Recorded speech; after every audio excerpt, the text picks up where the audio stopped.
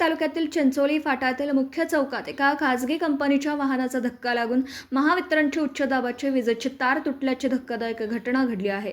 तार तुटली तेव्हा त्यामध्ये वीज प्रवाह सुरू होता। सुदैवाने या तारेजवळ त्या क्षणी कोणीही नसल्यामुळे एक मोठा अनर्थ टळला असून जीवितहानी टळली आहे।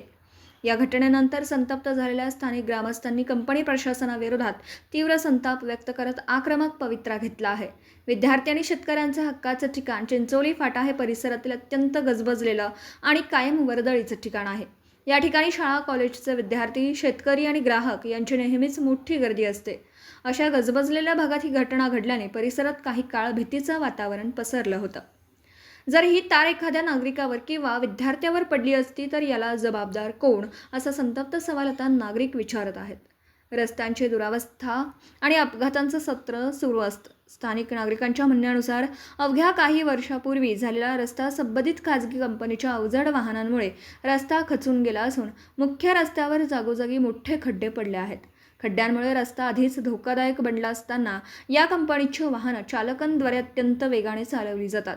यामुळे या भागात छोटे मोठे अपघात होण्याचं सत्र नित्याचंच झालं आहे। वारंवार तक्रार करूनही कंपनी प्रशासन आणि संबंधित विभाग याकडे जाणीवपूर्वक दुर्लक्ष करत असल्याचा आरोप ग्रामस्थांनी केला आहे।